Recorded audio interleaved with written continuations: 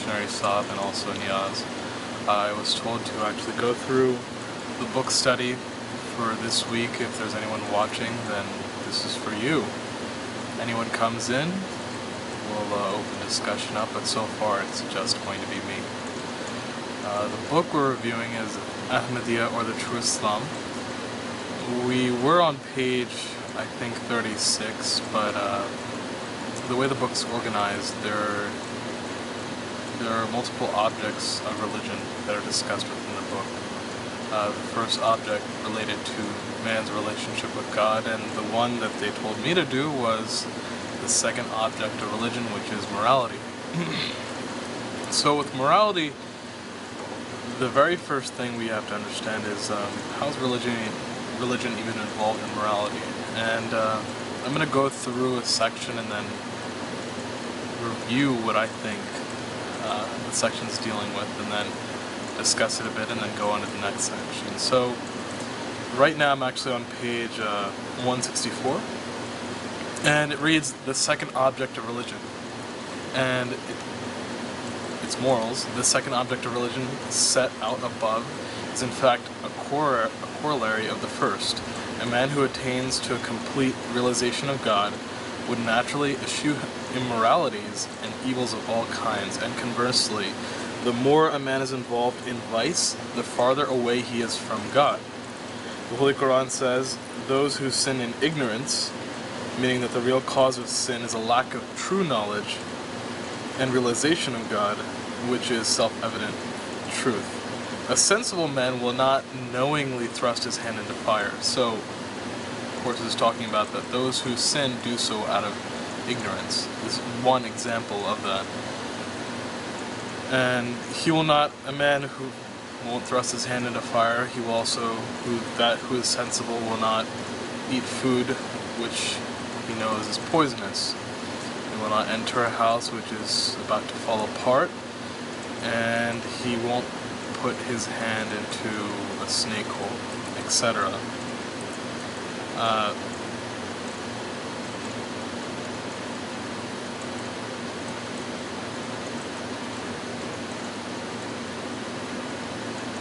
So the question is that if man is a sensible person, doesn't do these things to harm their physical body, then if a man knew God and had a relationship with God and fully realized God, would he do the same thing with his spiritual body? Would he indulge in vices that would cause him spiritual harm? And of course the answer is no. So it's a result of ignorance and lack of realization of God. Now, religion, Islam, leads to certainty of faith and realization of God,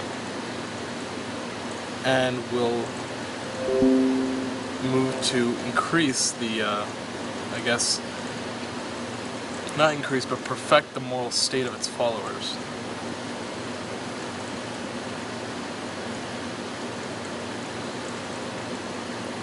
Now, he goes on, this is the second hadith, he goes on to describe Islam's teaching about this object of religion. Now, he says that in the first point in how man is, in the first point of how man uses religion as a tool to meet certain criteria, he talks about how every religion has identified that there is a God, and it attempts to get closer to God in certain ways. Islam is the best of them to do so, as far as we believe. And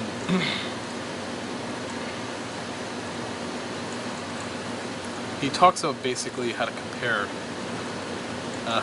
certain religions and how they deal with morality. So I guess the first thing that I would have to say is that how would a secular person handle morality? How would somebody who has no concept of God really handle morality? And I guess it comes into discussion. What do you see morality as? Is it a subjective thing, or is it an objective thing? Subjective in that it's strictly based upon the observation of that person who's practicing what they think is morality, or objective, it's something that's defined and the definition doesn't change. Now, according to Islam, somebody who does something out of ignorance, say there's a child and the child does something out of fear, I mean, it would be immoral to lie, but if you're doing it out of fear, then it's not immoral in that case, because you're doing it out of, say, fear of death.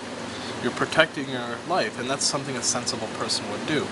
The real question comes into effect that if you have full realization, if you have the ability to realize what God is, and you understand, you're beginning to understand your relationship with Him, how would that affect your ability to interact with other people?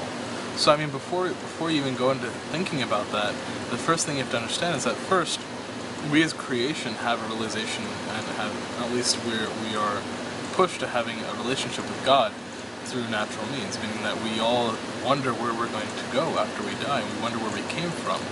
So the second question is to look around as a creation and say that what other factors, what other parameters do we have as creation? And the biggest one is being able to interact with one another. We're not creation that's created alone, we're created in a group. So that means that the principal, I think we have someone coming in, the principal benefit of religion is to be able to help each other as a group. Give me one moment.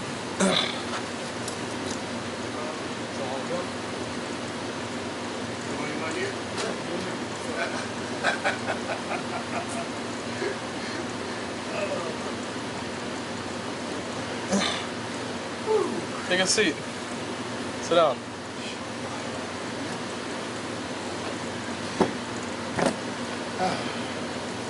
Move in. It's gonna be me and you. As long as we see each other on the screen, we're fine. Oh, okay. TK. How you doing? Is anyone else coming, or is it just me and you? I think it's just you and I. Alright, so this is good because I can't talk unless I bounce something off of someone. Because it's like tennis, or like tennis against a brick wall. Yeah. You got to hit the brick wall. It has to come back. Yeah. If you're playing with someone, then it's a little bit better because you get to move around a bit too. It's unpredictable. Yeah, that's true. That's true.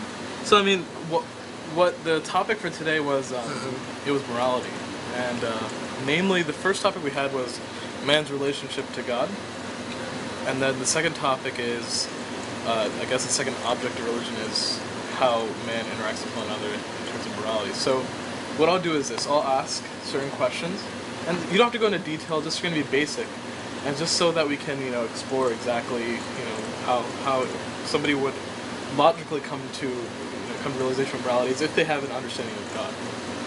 So the first question I'll ask is, as creation, what things do you see that we have that are common amongst other people?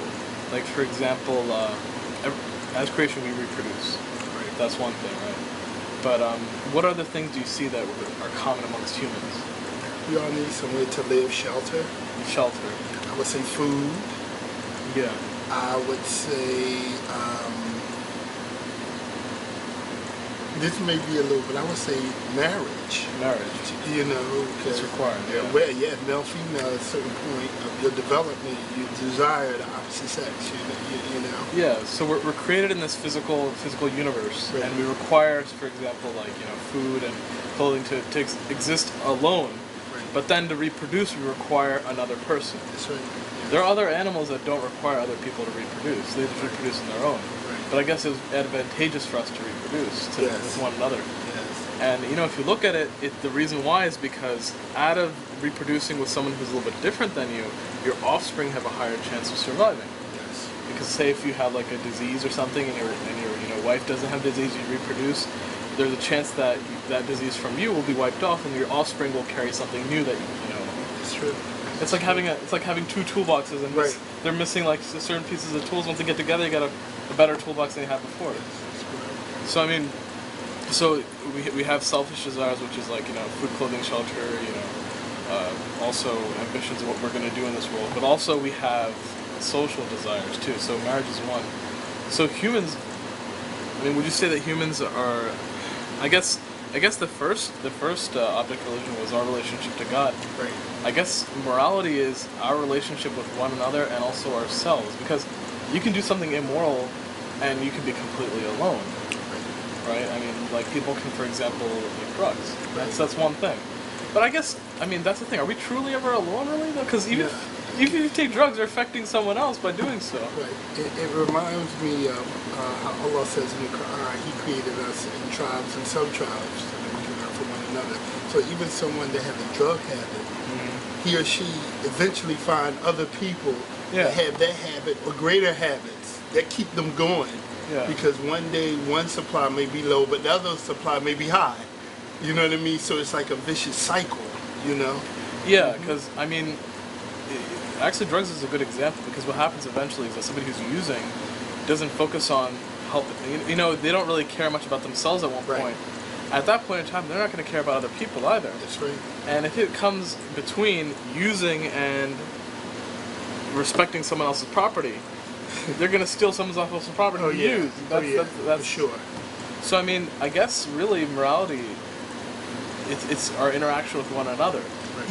Even when we interact with ourselves, people depend upon us for certain tasks. Yes. For example, as the human beings, that if we have jobs, we have interactions with one another. That, for example, we have kids, we have parents, we have spouses that all depend upon us, and we depend upon them. Right. So if we hurt ourselves, in effect, we're hurting other people too. That's right. So I guess the other question is this: is that what is morality? That's a good. Like, for example, do you think morality can change?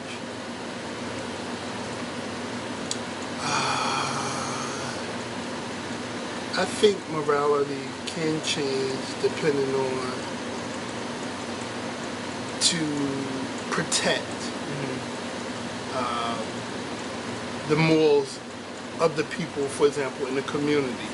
One that a task that may be seen as immorality can become morality if put in a situation and you have to protect you, your family, or loved ones. Yeah. So something, for example, like murder. Right. I mean, it's not really murder, killing. Killing. Yeah.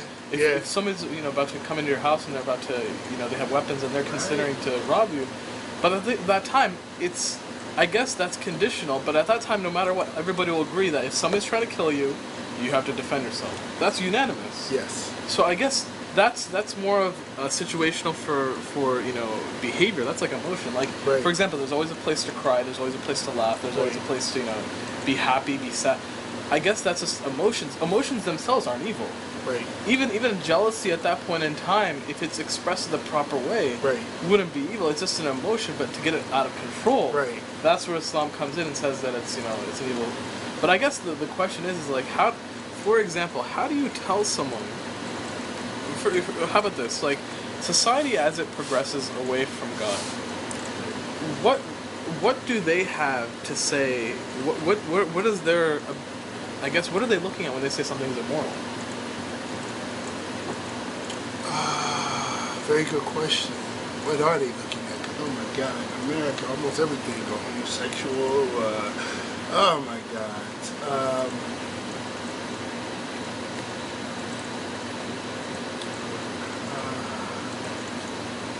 Wow. They divided traditionally the church and state. They separated that. So they put God over here and put. So it's like. So like here's a question, like for example, if you take the polar opposite of those who believe in God and say like a Satanist, right? A Satanist idea is that they do whatever feels good. Right? Now, how to logically go about that, like one aspect of not Satanism, but doing what feels good would be homosexuality. And Hazur actually gave, and I didn't understand this until I researched it, the fourth Khalifa of this, he gave a question and answer to it was actually our former Sadr Hodam. And Sadr Hodam asked basically, this is a former Sadr, yes, how does eating pork contribute to homosexuality? And if you think about it, what Hazur's answer was very, very, very wise. And I researched this. Basically, what you're getting into is what feels good isn't necessarily what's good for you. So when you're eating something, what's the purpose of eating? Cure. I guess cure hunger. It's mainly for hunger, right? Right. So to replace whatever's so looking at a very basic organism, it's basically something's damaged, you eat so you can replace what was damaged. Right. So when you eat something like pork, you're replacing something, but the full realization of what you need to do isn't realized because pork itself harms the body too. somebody who subsists on a lifestyle in which they solely eat pork, eventually there are health complications that occur. And the pig itself is an unclean animal. And the factors of its unclean life reflect upon who eats it. So, for example, homosexuality is a very good point, because what's the purpose of men and women getting together in intercourse? It's for reproduction, right? So that means that the person who eats pork knowingly, not out of ignorance, but knowing that this animal is a disgusting animal and this animal's nature is averse to what we normally eat, that person it's like a protest saying that I'm not going to do something that's logical, I'm going to do something illogical. Like if you were walking around and you saw, for example, a lamb, a cow, a goat, a chicken and a pig, and saw their behavior and say, which one am I going to eat? It's going to be the one that's not a pig, obviously. Right.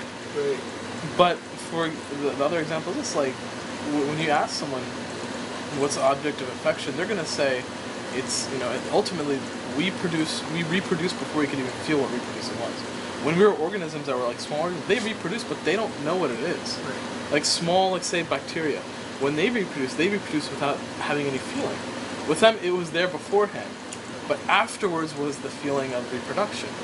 So we developed into what we are now, and now it feels nice, but the reason why it even started was to reproduce.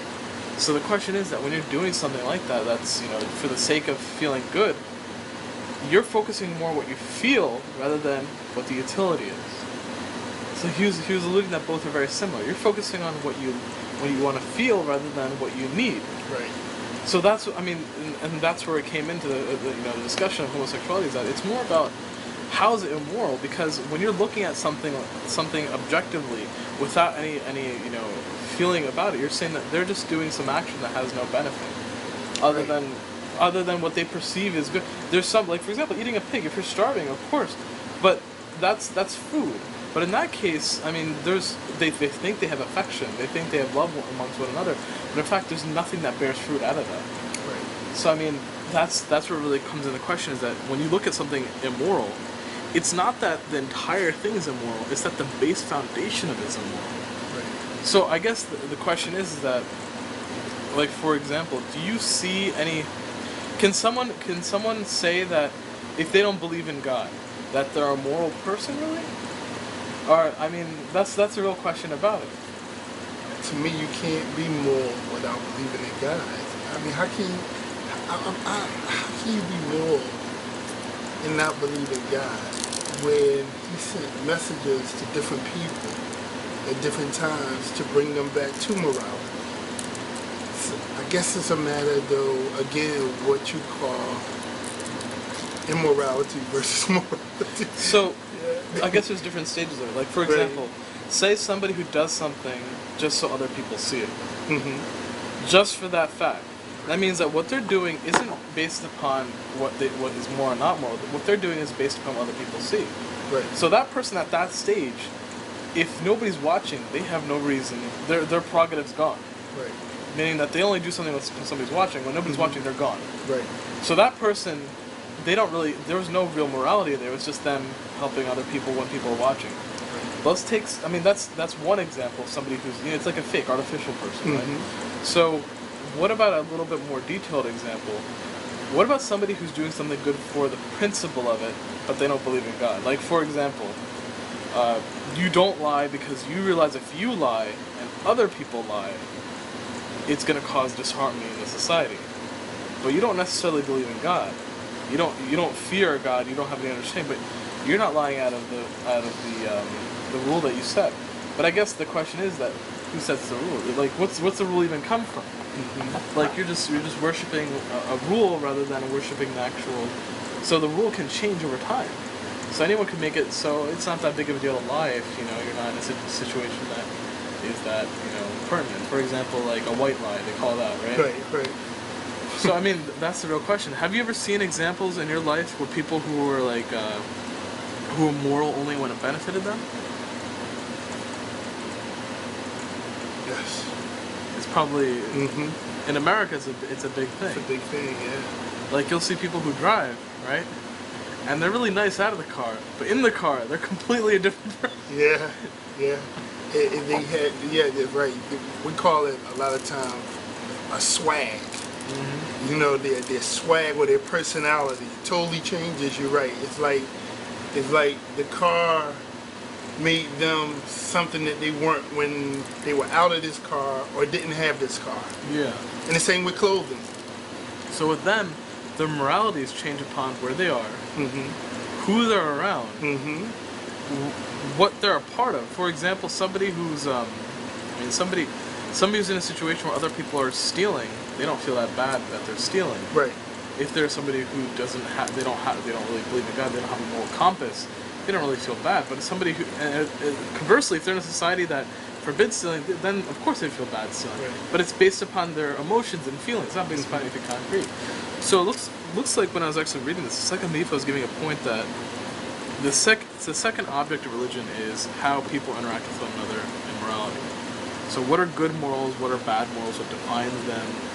You know, how good morals benefit society, how bad morals don't benefit society. So I guess the question is, how would you convince someone that moralities shouldn't change?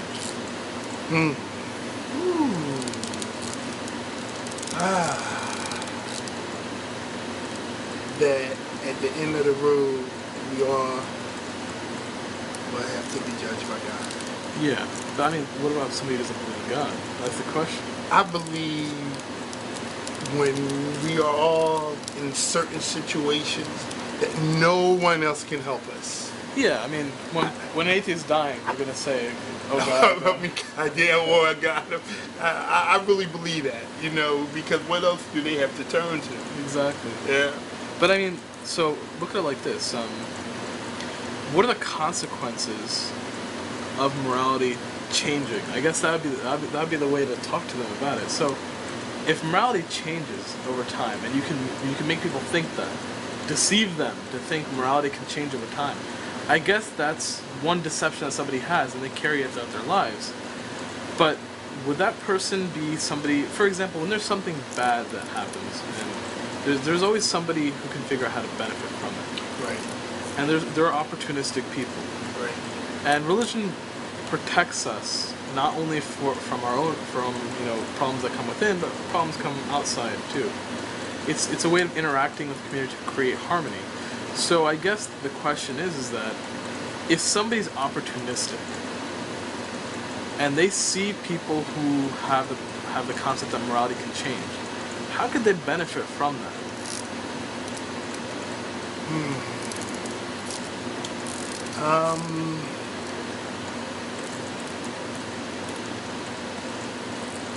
Now let me ask you this. Go on. Do they believe in God or don't believe in Oh, God? opportunistic person, that specific example, they don't believe in God. Actually, even if they did believe in God, they believe that God's not powerful enough to do anything about it. I think even with a person like that, the people that are sticking with morality, they will see how closer they have become to God and how it has benefited their life mentally, physically, spiritually. Even if they don't, they're going to still notice that there's something different about this person or people. And not only that, they're going to notice that a lot of things that may happen in other people's lives that have followed an immorality nature, that it's not happening to them. You know, I think that from that, it might even draw them together, you know, or make them ask a question, you know, I have these hang-ups, but I notice I don't see you this, I see you blessed, I see you're with these types of people, I see you have this going on, you know, what is it that you're into that's guiding you? Yeah, to help you out. Yeah, to help you out, you know, So that would be, I mean, that's a very good way that, you know, people who are in a bad situation, when they see someone who's doing a good situation, to do tabligh, because the Holy Prophet never went out and debated anyone. So he always had, his personality was very influential in converting people. But the question I want to ask is, say, like, I'll give you an example. Say somebody who's immoral, right? When they want to influence people, they'll use people's, let's say, shaky foundation to harm them. So, for example, like we were talking last week about Sharia law. The real question is that where in Islam does it mention specifically that term, Sharia law? What do we talk about? When we read Salat, guide us on the right path, Sirat al-Mustaqim, right? The path of those who benefit, not those who have gone astray. So, when somebody is trying to make propaganda, they coin a word. And then what they try to do is influence people to follow that word. Like a bad word. Right. Right? So, for them, it's like a weapon. That word is an idea. The idea is like a weapon. And what they want to do is they want to make sure, they want to plant that idea in as many people's head as possible to make them weapons, to spout the same thing over and over again. Mm-hmm. So, but a good word is something that when it reaches people, it helps them out. Now, this weapon that people use, whatever term it is, say it's Sharia law at this point in time, what they do is, with that idea, they attach imagery. So somebody who's non-Muslim, when they hear the word Sharia law, they're thinking of people beheading one another, stoning women to death, the rape culture, all these things that have nothing to do with Islam, because they don't understand Islam. Right. But that's how it falls apart. You know, as a Muslim, when you ask a Muslim what's Islam, they're always going to say the same thing. It's the Quran. No Muslim will ever deny Islam the Quran. And no Muslim ever deny that, according to Islam, the Quran is protected. But when somebody asks you what Sharia law is, at that point in time, you have to, you sit back and you're saying, as a Muslim, the only thing that I know about that's concrete is the Quran. Even hadiths can have, some hadiths can be weak or some can be strong. But the thing that never changes in Islam is the Quran. Right. So when we talk about laws in Islam, the only thing that can give us what is the law is the Quran and the Sunnah. So when people talk about Sharia law, you're thinking in your head, this is it's something that's introduced to distract people. So I guess morality is the same thing. So it looks like what happens over time is that there's some people who have shaky foundations. Just like we were talking about before about idol worship. A long time ago, Mr. Isa was talking about this. There's people who have shaky foundations. And then the environment that they create. So for example, say, how about this? Drugs is a perfect example.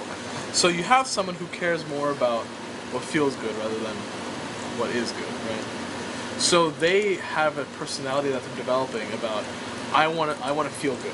So in feeling good, there are so many different organizations that can use that for their benefit.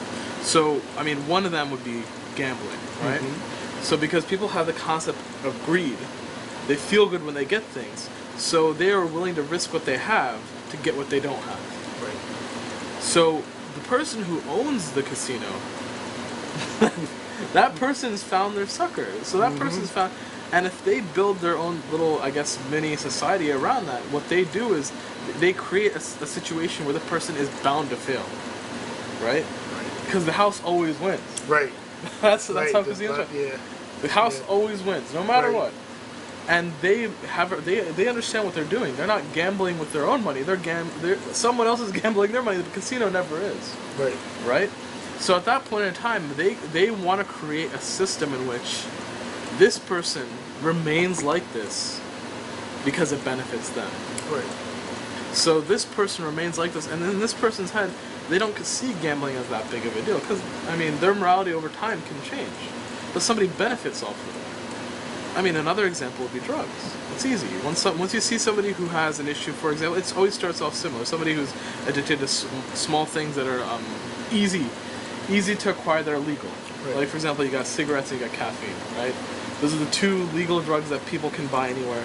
And then after that, you get alcohol and you get a little bit older. And then after that, you have other drugs too. The whole concept that this person's building over time is that it's what feels good.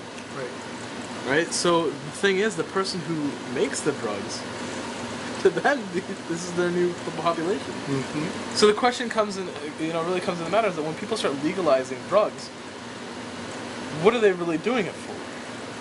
Like, for example, for thousands of years, people have used cannabis medicinally. But right now, what are most people when they use it medicinally? You get what I'm saying? Mm-hmm. There's some people who use it medicinally for good reasons. Right. And for medically, but then you have some people who take it and abuse it, and then they use it for something completely different.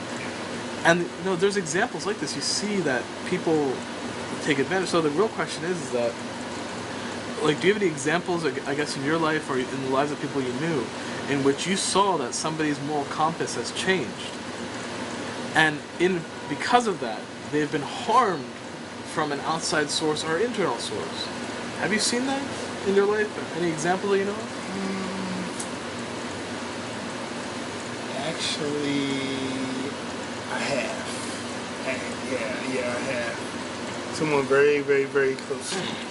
Very close to me. And in fact, they were the head cook at an IHOP on City Line Avenue. I don't know if it's still there. I don't think it's there, but it used to be an IHOP on City Line Avenue. And they were actually the head cook there. Mm-hmm. Used to dress real nice, wear nice jewelry.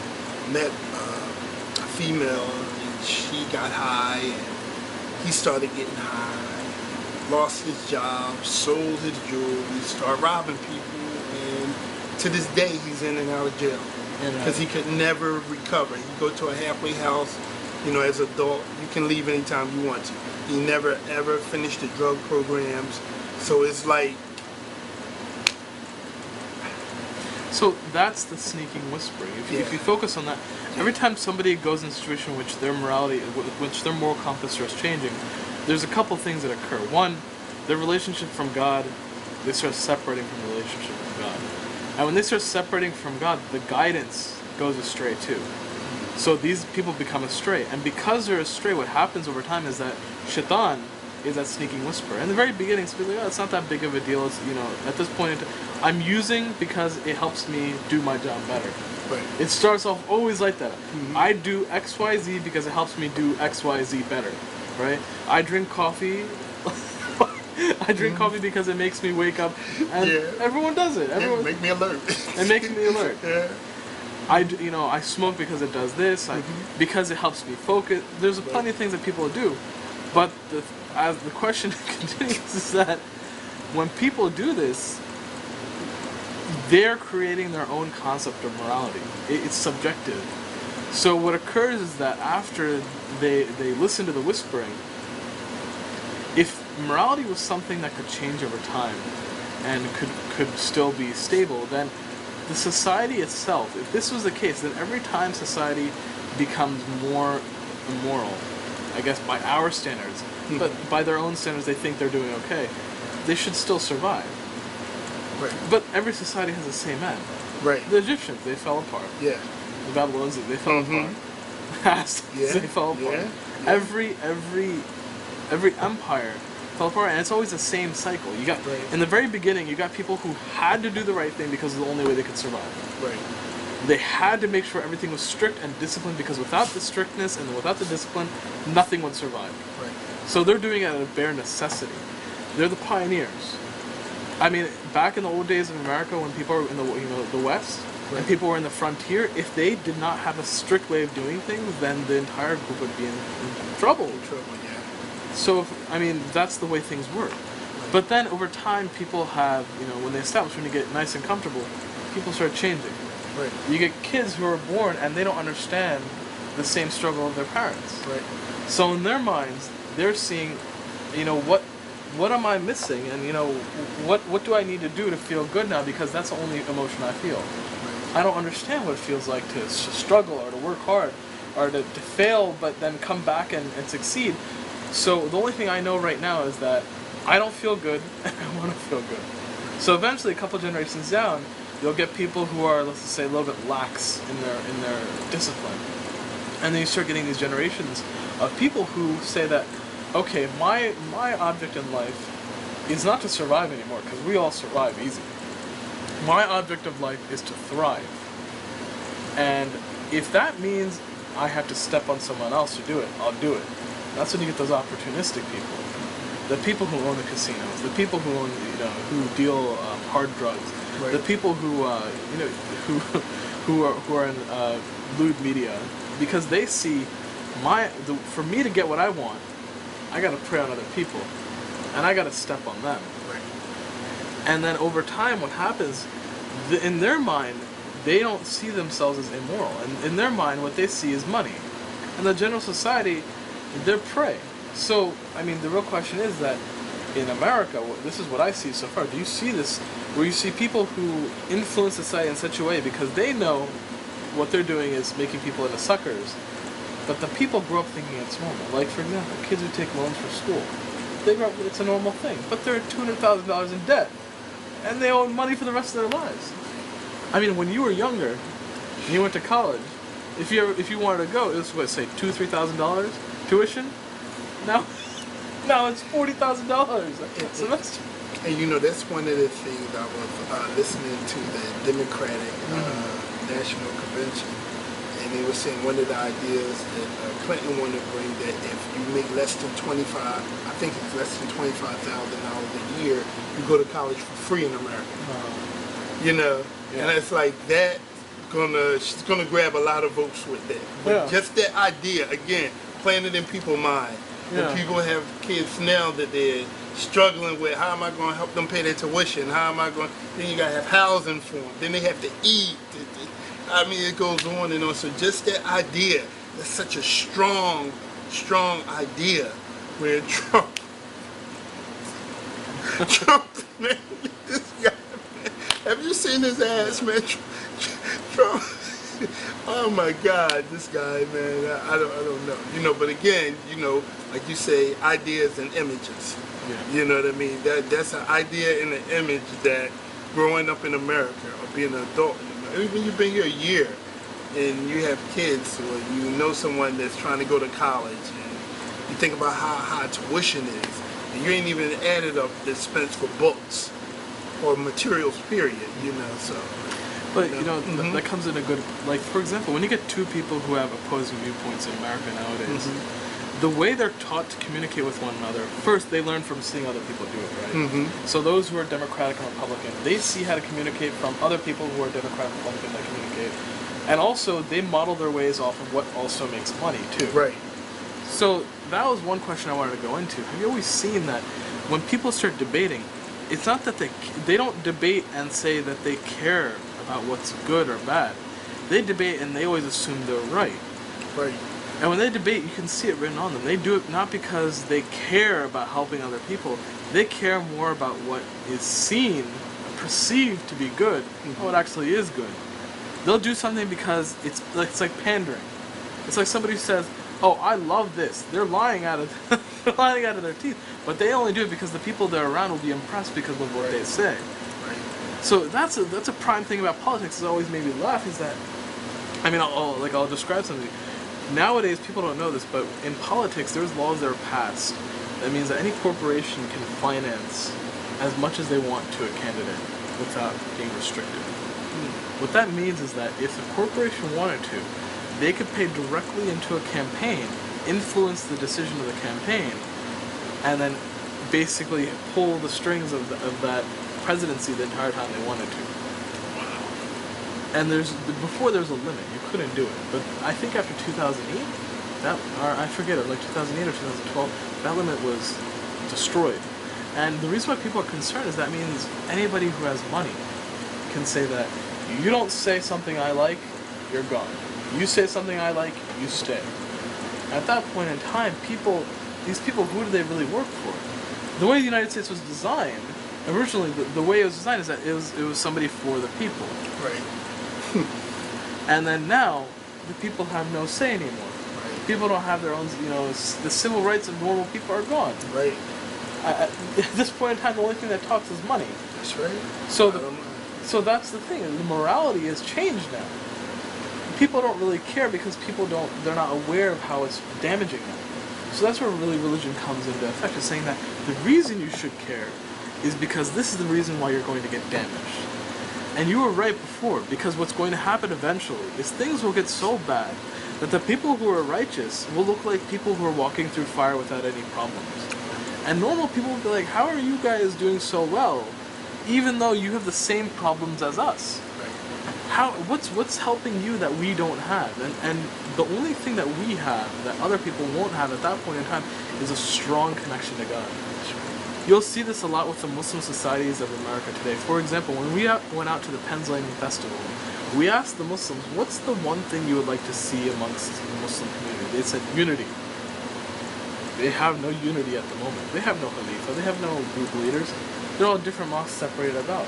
So what happens is that when there's problems facing Muslims today, they have no voice. And ironically, because they casted us out, and we had to rely upon ourselves as Ahmadis, our voice is the only voice that exists now. Yeah, it is, and that is so. Well, actually, it was prophesied to happen, and that's why I say the victory of Ahmadiyya in Philadelphia, brother, in my opinion, and from what I see, it's just right around the corner. Yeah. It's right around the corner. Because all it really takes is for few people to realize these people, what they're doing is they're doing something under one leader. Right. They have organization. Right. And they have a voice. Right. And what they say is what other people listen to. At this point in time, when we say our religious community has an XYZ, there is no, for example, we all know that Dajjal exists. As Ahmadis, we understand that there's this concept of Antichrist. Right. The influences in society that want to destroy Islam, when they approach Ahmadiyya, we're so unified that they can't reach into us and start manipulating us. Right. They can't say that your record is flawed because of XYZ. Our record is exactly how the Khalifa has made it because of his leadership. Right. If there's anyone who goes astray, we cast them out. Right. If we have someone who commits murders, we throw them out of the community. Right. Because we have a leader who has authority. That's, Right. Oh, yeah. that's the Oh, thing. yeah, for sure. And that's the thing that Muslims don't have. Like, Right. for example, if you ask a Muslim, where is the authority of Islam? They will say, it's my sheikh. Yeah. And here we go. This is a good one. When there was on the internet, I saw this. There was a Muslim who was asking a question. No, a non-Muslim asking a question to a Muslim, and the Muslim posts his response, saying it's a very intelligent response. It's actually, in fact, very bad. And what he said was, this person was asking about what is Islam's stance, and he was mentioning a few moral issues about this moral issue, that one.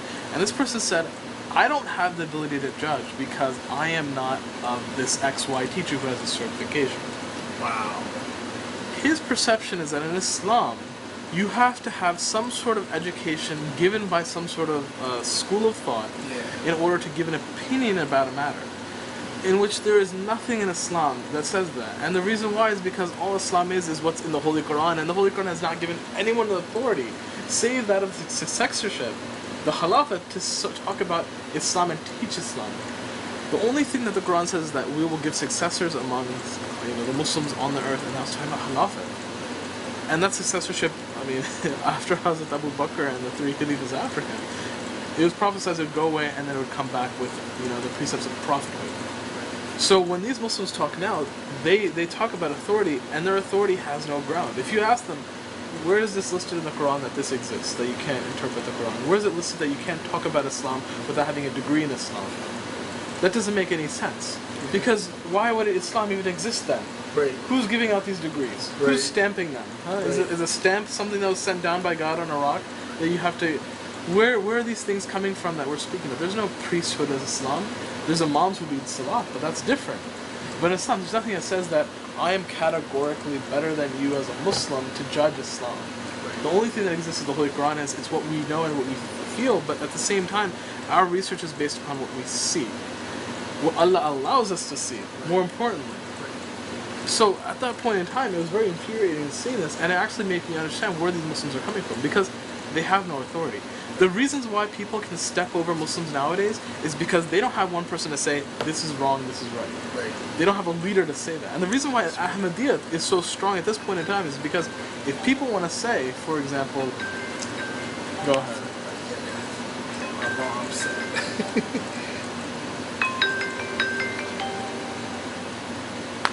So if people want to say, like, for example, you Ahmadis have XYZ, and it's a false claim, you can say, no, we don't. This is what our leader said. You want to dispute something that our own leader of our own community said about our own community? And there are some people who say that, but you're a small minority. Of course, they can say this. America's a small minority of the world's population. It controls the entire world. Right. It's a flawed argument, because it's quality, not quantity, that really matters here. So I guess that's where it comes into consideration, that I agree that Philadelphia is on that precipice of realizing that Ahmadiyya is at least a very, very suitable solution for the Muslim problem right now. And that's where it comes in the previous conversation about morality, is that we as Ahmadis have never said that anything about Islam has changed, ever. Back when the Prophet ﷺ came in, he fought against things like abrogation because he understood that once you start whispering this thing about things can change over time, then everything goes out the window. When you can say that the Quran has changed, then you can destroy the entire foundation Islam is built upon. But the only reason Islam exists is because the Holy Quran is exactly as it was before, and every verse is as relevant now as it is in the future, and as it was in the past. So that's why even when they talk to us and they say that God can't reveal things because the door for revelation is gone, you just shut God off from His own ability to interact with the universe. You've destroyed. You've actually in those words you've unknowingly destroyed an attribute of God, the ability of Himself to communicate with His creation. So, I guess the last closing thing I'll ask is, what do you see the solution as? How to convince other people that our version of morality is beneficial to them? I just say by example. Like That's just strong because, again, we're in America and people say a lot of different things.